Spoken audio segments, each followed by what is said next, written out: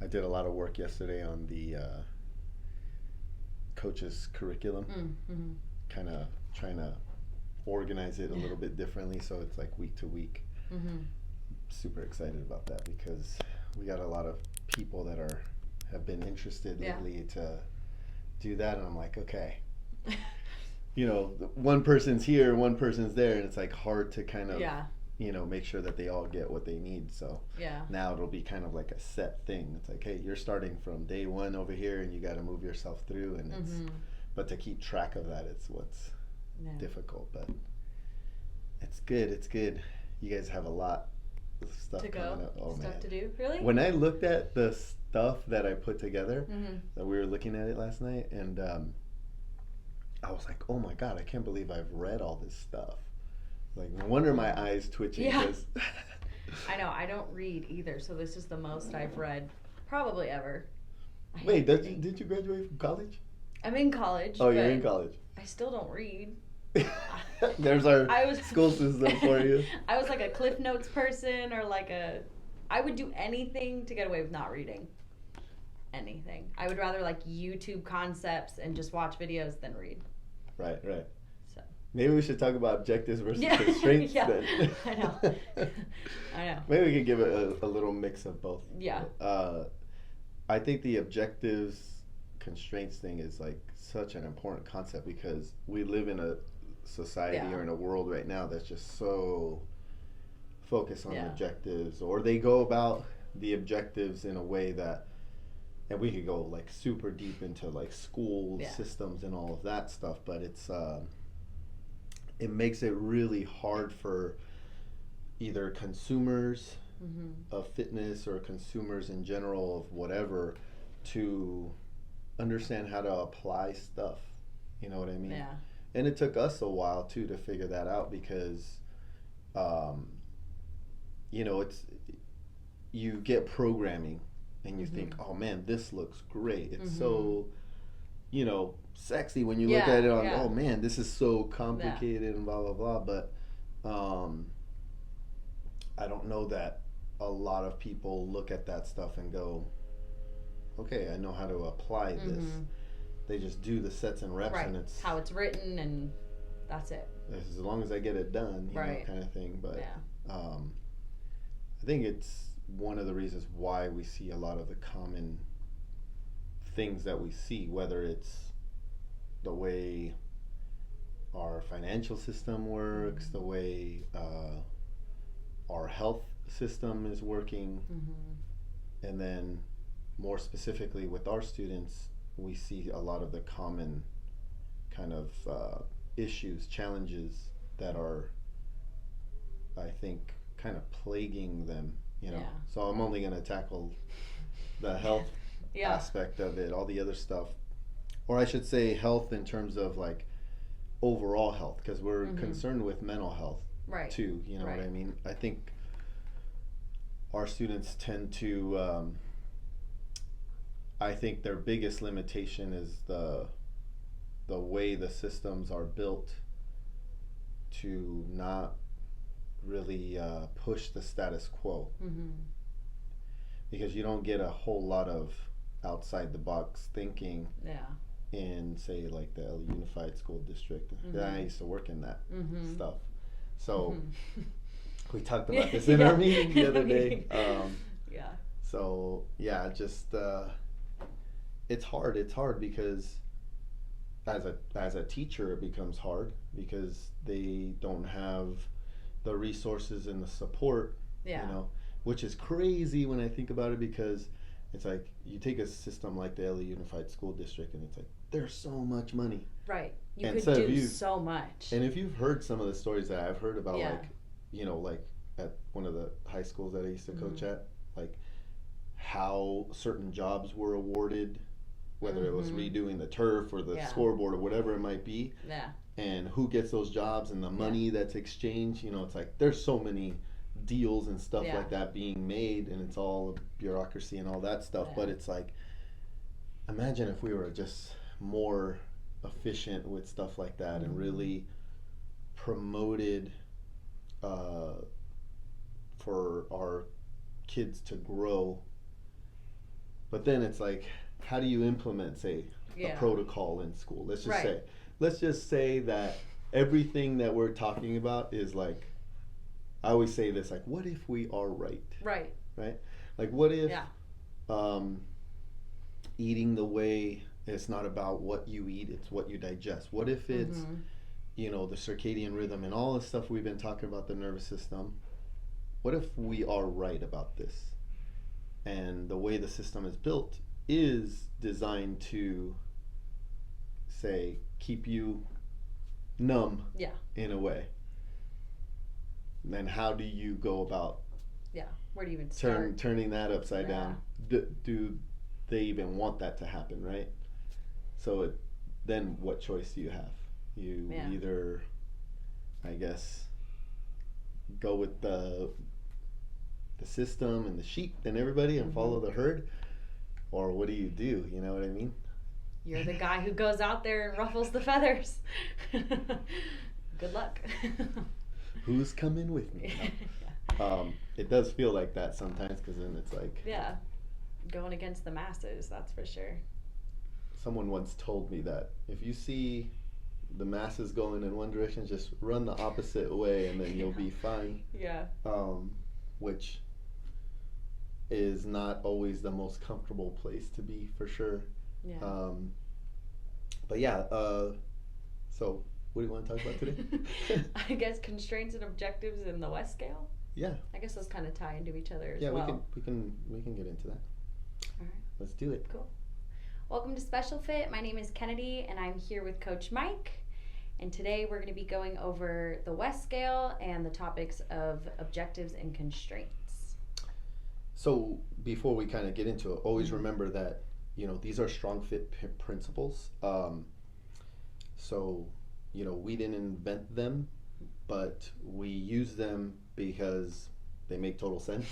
And I'm not going to reinvent the wheel, but what we are doing is applying them to a population of students that we feel would get great benefit from these principles. And the objectives versus constraints talk is super important. So in the show notes, we will put the 2 episodes that Julian has done, or he's probably done multiple episodes on the subject, but the 2 major ones, we'll put them in there so you have that for your reference. And he describes it in such great detail, you know, like, I think that when I look at all the things that our students are, how their lives typically, now I can't go case by case, but just on a global scale, what they're affected by in terms of when they're in school, what their school day looks like. Generally, what I've seen now, you're always going to have outliers. You're always going to have those great teachers, and you're going to have those good PE teachers that just think outside the box. And and I'm not talking about those people. I'm talking about the majority, the 80% in the middle. Is that movement is just not really considered in the way that it's not just a human thing, it's a physiological thing, but it's also impacted by the nervous system. And so basically it's like the whole unit. And the reason why I say this is because I've been in IEP meetings. I've sat in there. I've written IEP goals. I've done that, and I remember now going back and going, oh my God, this is all objective based and not really. You can get there, but it I guess it doesn't create the same effectiveness in terms of the mindset. You know what I mean? And it becomes a thing of gaming the system is really what it becomes about, because I specifically remember going about it and going like, I gotta get this kid to do this thing, but not really understanding what that thing was for. So it would say, for an example, like Johnny will take a beanbag and throw it at a 12-inch circumference thing or whatever, and from 5 feet away, and hit it with 80% accuracy 4 out of 5 times with minimal to no assistance. And then you would have all these incremental goals leading up to that, which was the same goals, just stated, right, you know, with less accuracy right, and with less frequency and all that kind of stuff. mm-hmm. So basically, you know, we'll draw it up here so we can kind of get a visual. In that mindset, what we're looking at is you have, let's say Johnny's over here in the start, and his goal is to get to the objective, which generally makes sense. You know, it's like if you do something, you work at it, you should be able to achieve the goal. So basically, we have the goal or what the target is, right? The problem in that type of thinking, we call this a convergent mindset, is that the whole thing is about this. And in terms of whether it's fitness or finances, it doesn't matter what part of your life, you have to take the whole system into consideration and as a whole, and then learn. Right? The whole objective of life is learning. So now I hate when I do this. So if you're thinking about the contrast between life and non-life, is you're talking about death or maximum entropy versus the opposite of that, which would be life. So in that sense, learning is what life is about. Is to make life more complex. So like the analogy that Julian uses often is, like if you think of your iPhone, the first model of it is, you know, it's pretty complex, but not as complex as the one you see now. The one you see now is much smaller, but way more powerful, and so much more going on in there. There's things I don't even know how to use in my iPhone. I probably never. I like watching those TikTok videos. Yeah, I know, like cool hacks. And I'm like, oh, you can play music while you're. Yeah, I know. So it's more complex a system because the body is really complex. Right. So to narrow this down, basically you're getting more narrow as you get towards the goal. You're limiting things. So as opposed to making it more broad in the sense of learning and in the sense of the whole system, right? Because what are we talking about in that instance of throwing the beanbag? Is, are we just talking about a skill of doing this particular thing, which becomes very narrow? What are we describing? Are we describing coordination? Are we describing balance? Or what are we here to do? So the goal really is, in that case, could be coordination. Increase Johnny's coordination. And then the constraints need to be set to figure out how to increase, because we don't always know what's gonna affect what, and because the whole system matters, right? So people often do this when they try to gain strength or things like that. Oh, I want to get strong. I want to get strong. And they use the measurement as a target. So it would be like a 400-pound back squat, right? And it's like, when I get there, I'll be strong, kind of thing. So it becomes a very narrow way to describe your strength. When strength is a very broad thing, but a 400-pound back squat is a very narrow thing, right? And you know, we see this a lot, that people hit it and then what, right? A lot of things could happen. One, either they may not feel that they're strong because it was so narrow. They're like, they might look in the mirror and go, well, I'm not strong because I don't look strong. You know, now I'm thick. And when I walk around the street, like, people don't know I squat 400. You know, so it's not like you walk around and people are like, oh, look at the 400-pound back squat on that guy. So strong. So then they try to game the system in another way. Now it's about aesthetics, or it's about this. So the narrower it becomes, the convergent mindset basically is what's going on here, which is then the different point of view would be, is it starting here, starting with complexity. The more constraints you add, the more complex the system gets, right? And that's about learning, because you don't know that the way And it's not that you can't use this. We do want measurements. Yeah. But measurements need to be measurements, not targets. Yeah.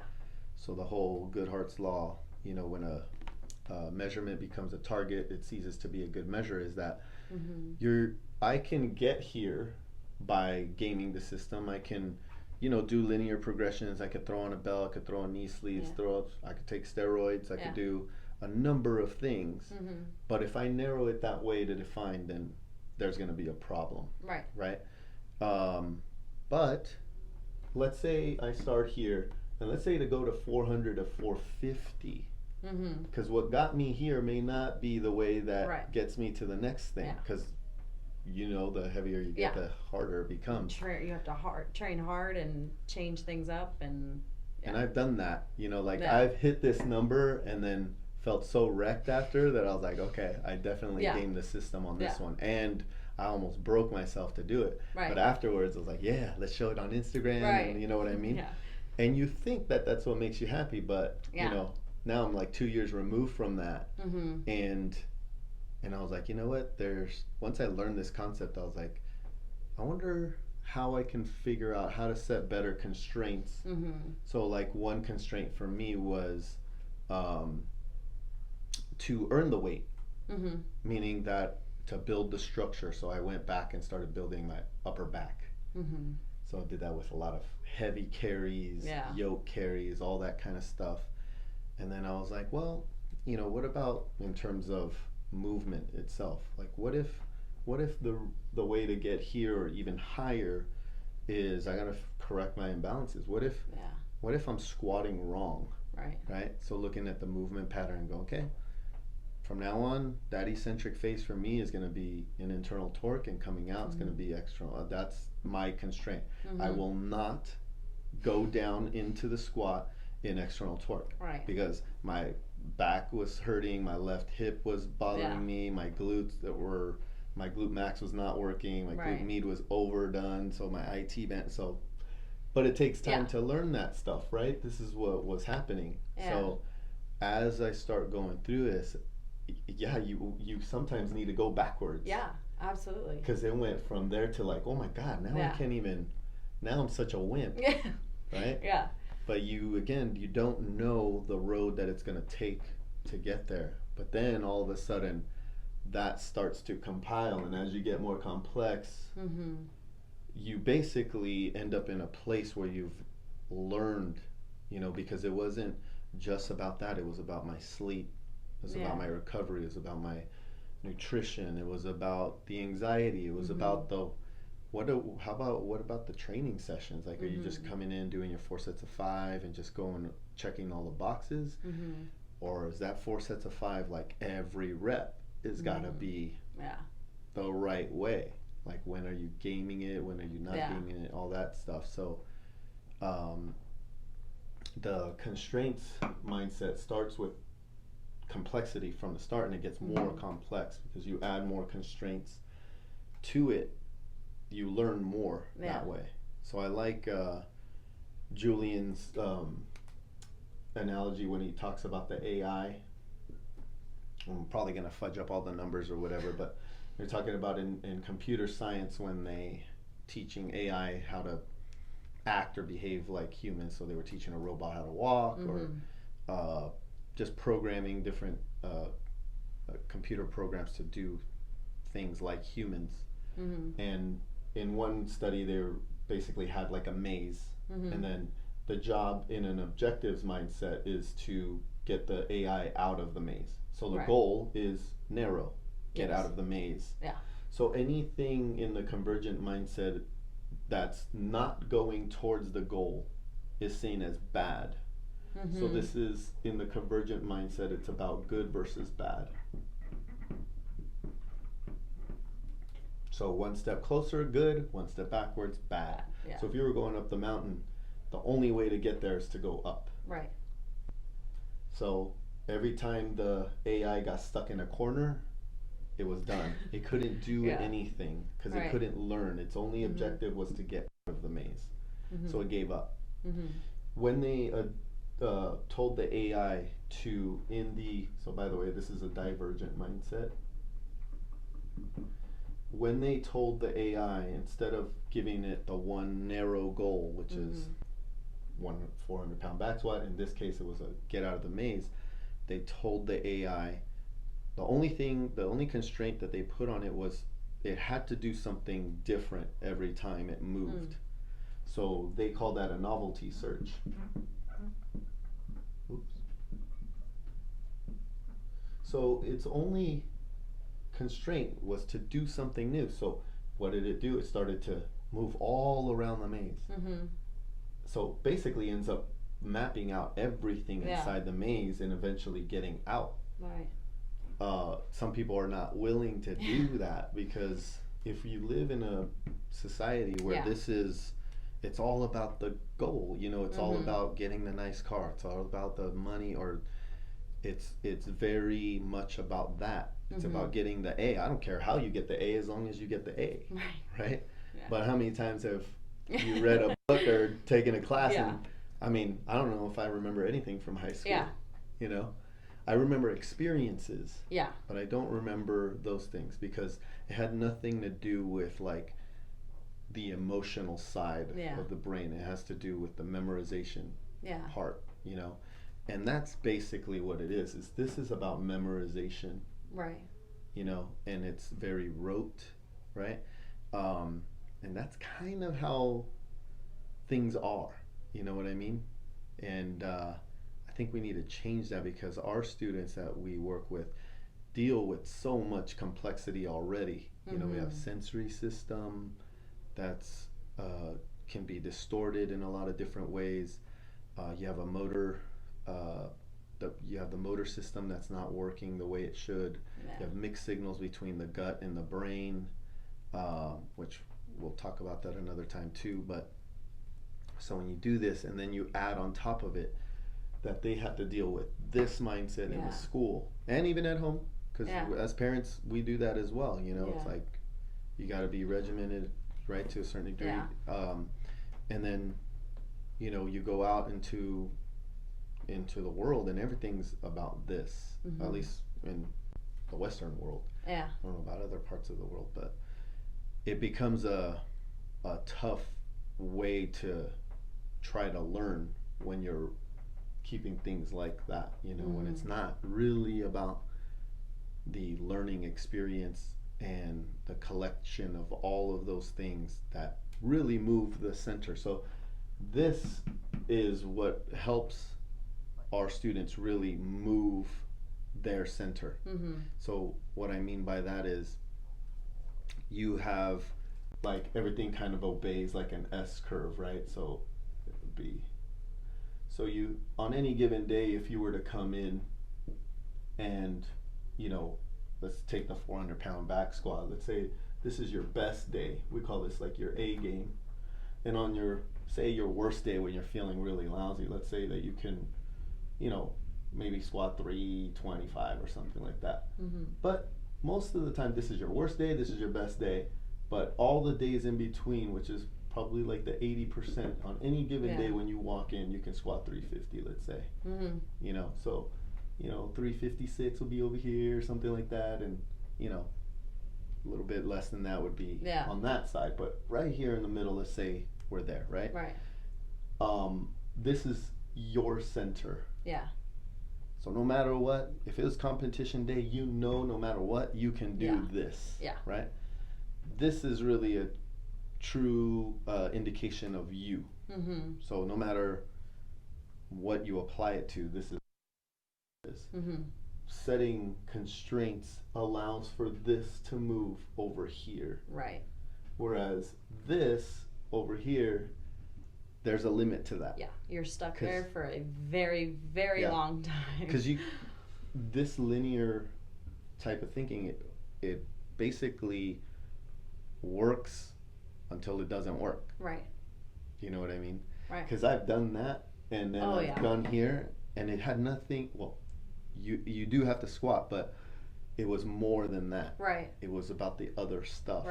That then it was like, hey, I know what the problem was here. It was this side, or it was this movement. Fixing that is what then. So it wasn't, the goal was strength. The measurement was the squat. but the things that I did were a whole bunch of constraints. You know what I mean? Right. So So I always hate the question when people ask, "What's your one rep this?" or "What's your one rep that?"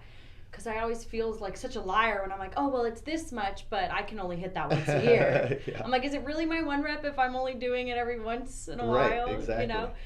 So yeah, I've definitely experienced that for sure. That question is like I'm okay with it, but Yeah. the question as a trainer that I often get is Yeah.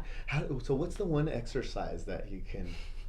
Yeah. And inside in my head, I'm thinking, should I just give them the answer that they want? Because how do they Yeah. expect me to tell them in this short conversation Right. what encompass, you know, Yeah. to this point, at least 9 years of training Right. to figure out. And it's probably going to be different than anything they've ever heard. Right, So it's not going to even make how's that any conversation sense. going to even go?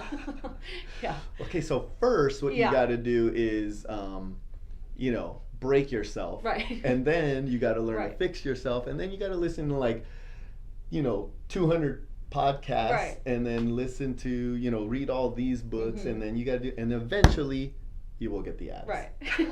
Yeah. Nobody would sign up for that program. Right. So Yeah. this, speaking of program, is like that's why people need coaches, right? Very true. Because it's not just about the programming. You have to know how to set those constraints. Yeah. Because what's my A game or what's my center might be your C game. So the programming won't apply to you the same way that Right. it'll apply to me. Right. And that basically is what the whole concept in terms of how we apply these principles to our students, because it's not like they're not human. So human movement principles apply. The energy system, all the movement box stuff, this applies. It's just how do we apply it? Right.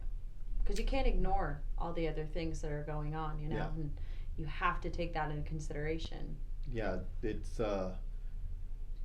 but it gets a little tricky, right? Because you can have, like for instance with the movement box, when I look at some of the students that I work with, that are, that don't have a lot of movement, and then I go, there's not going to be, cardiovascular or energy systems, but is there?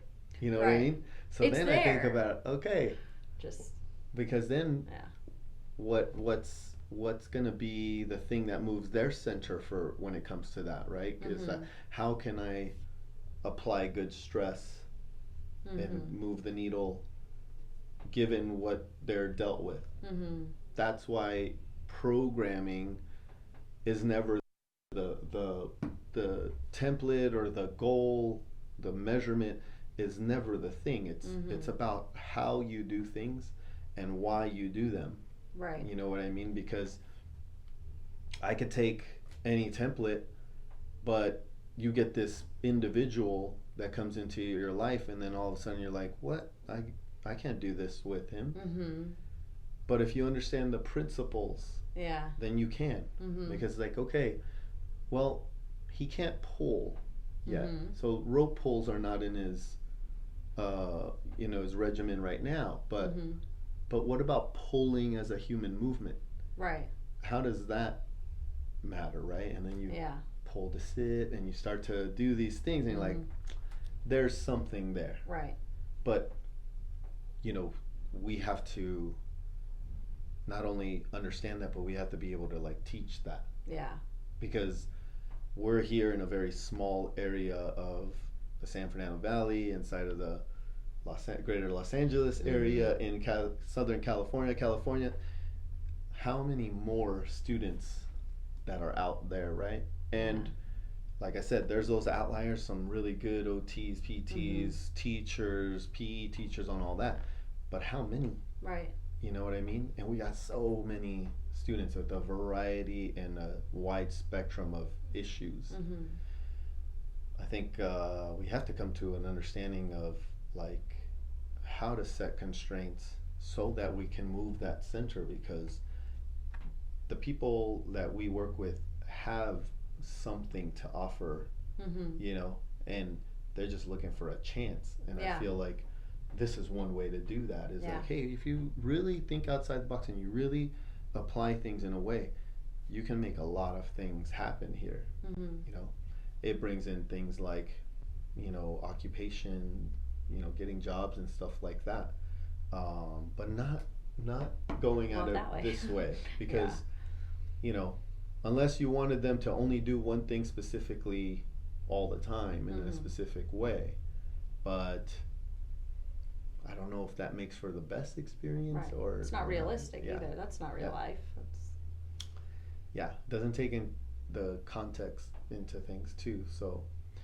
Um, so yeah, that's I mean, this is a fundamental concept that we use as coaches.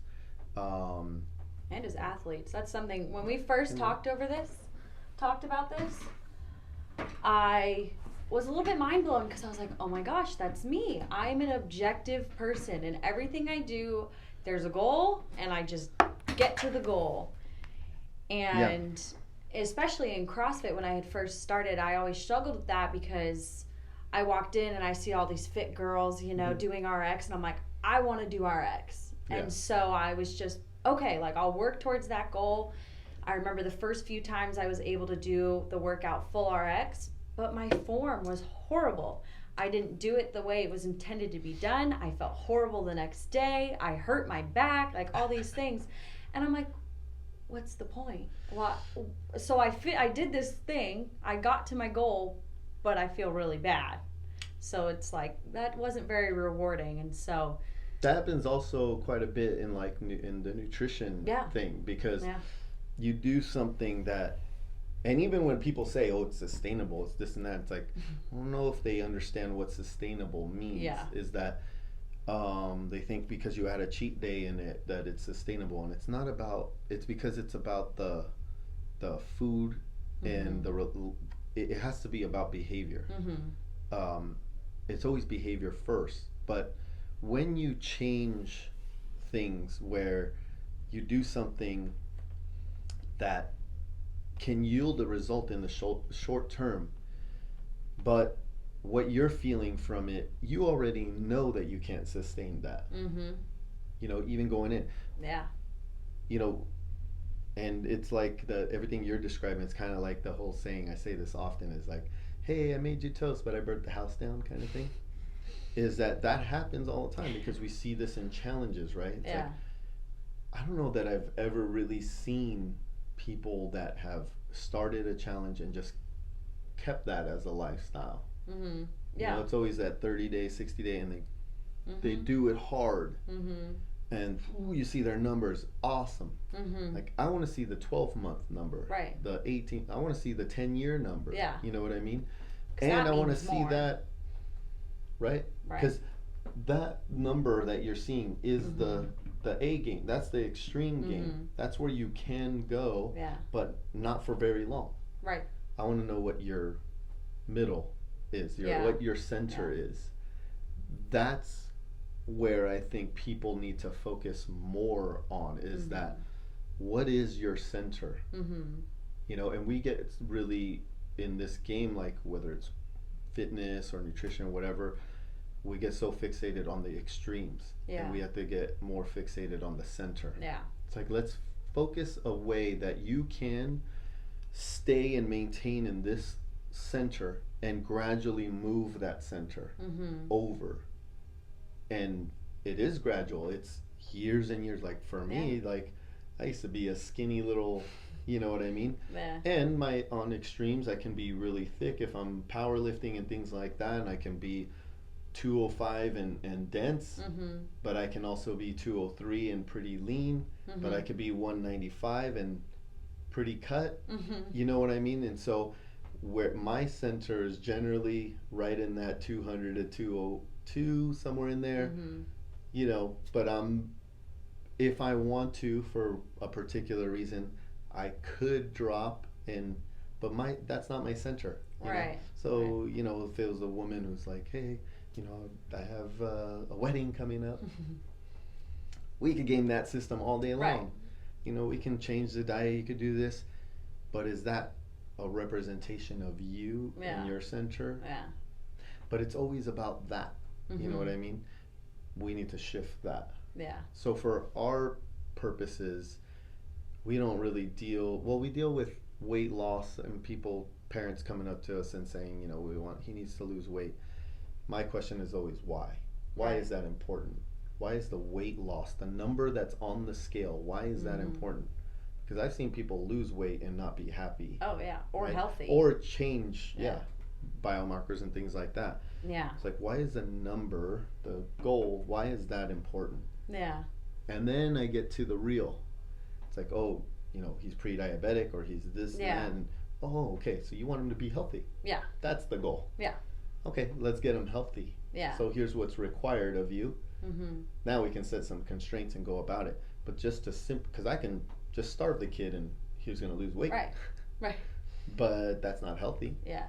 You know, so the objective is just a different way of thinking, whereas the divergent mindset allows for the learning to occur, that it's not just about losing weight, it's not just about doing that thing, that number being the thing, it's about the whole system working together.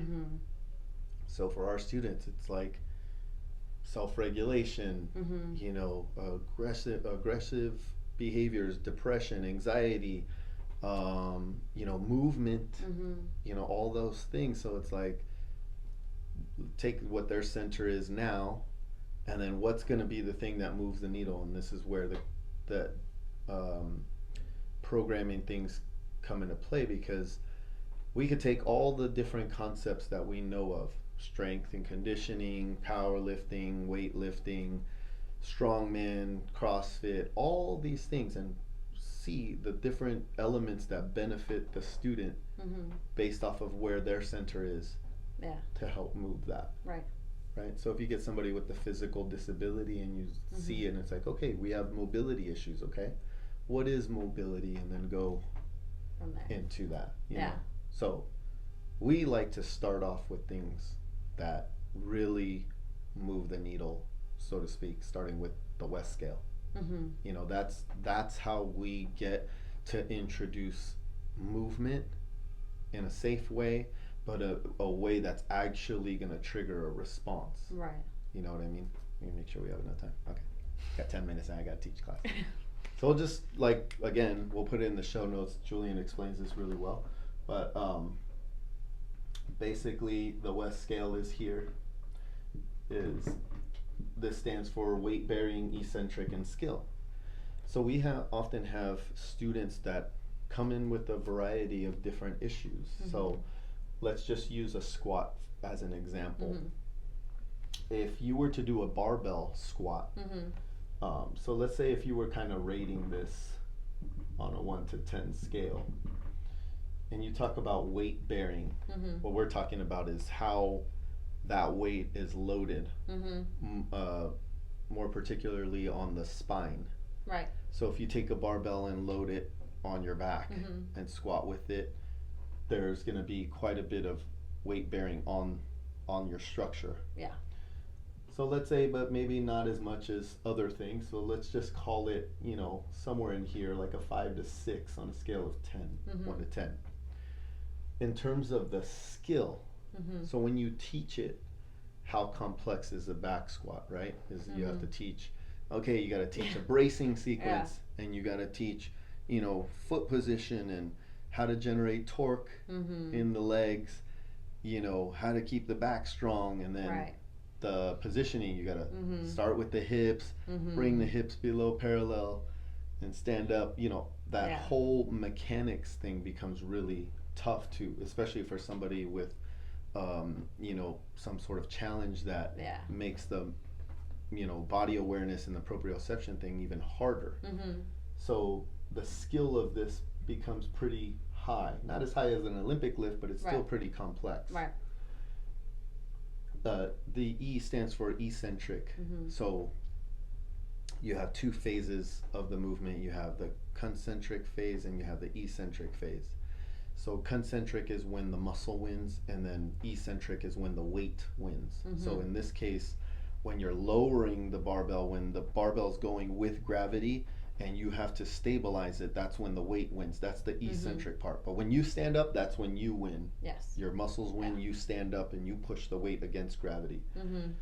So that in a barbell back squat is pretty high. Especially if you're loading really heavy. Yeah. If you're gonna build strength with it, it's gonna be pretty high. Right. So your WES scale on this would look something like that.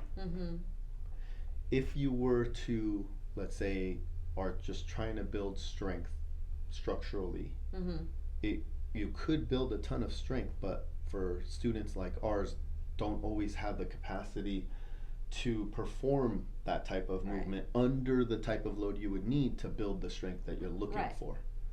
So, but if I put a sandbag in their hand and ask them to walk with it, it changes.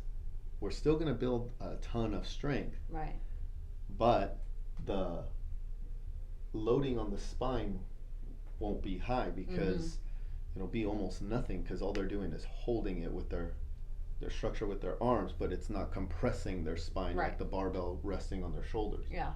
The skill of it is pretty low because all you have to do is just teach them how to lap it and how to hug it. Right? You can even set it onto something and have them bear hug it. We have movement demos that you guys can take a look at. You know, as long as they position it right, that's it. Right? You just teach them how to walk it, right? And there is no eccentric in there because it's just the foot moving and pressing into the ground. It's never controlling it down. If you squat with it, then there would be.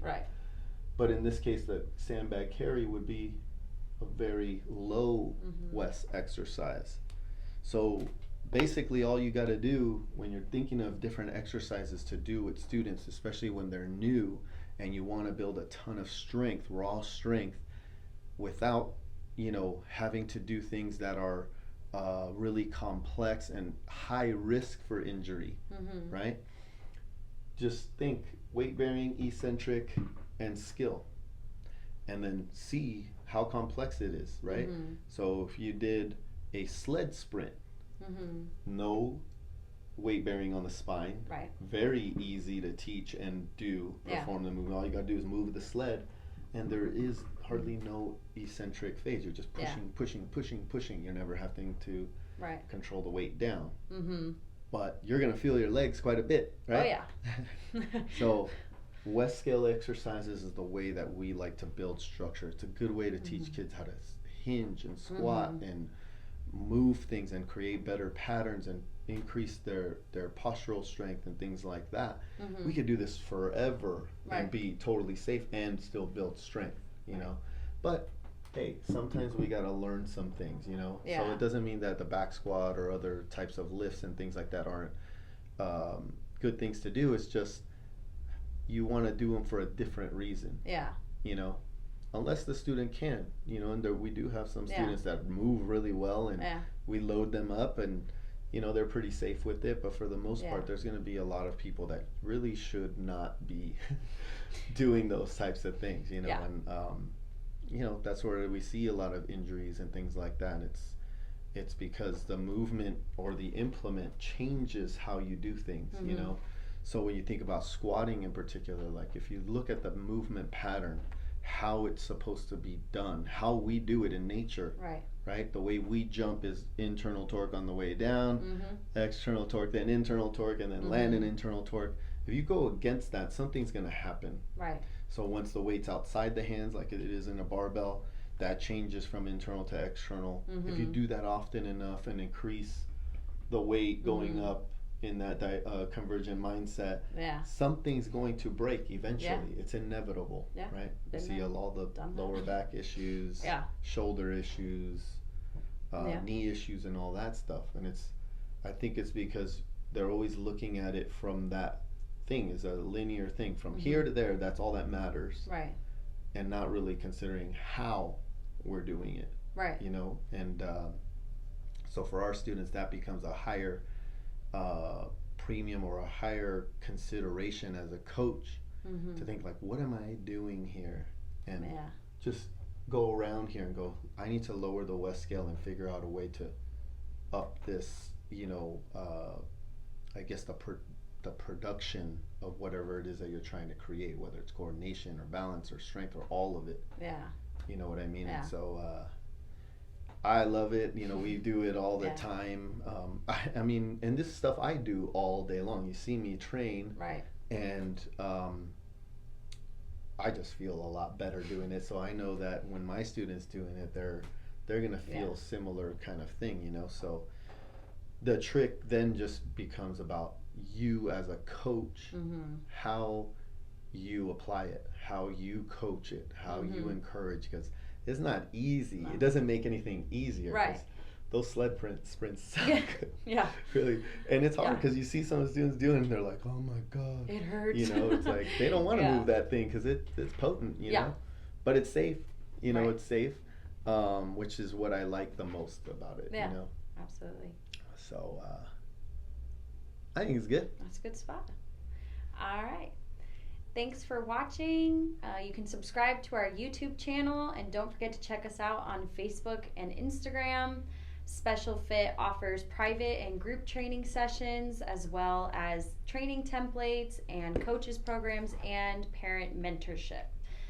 So if you want more information about that, you can email Mike at specialfit.com, special-fit.com. And thanks for watching. We'll be back next week.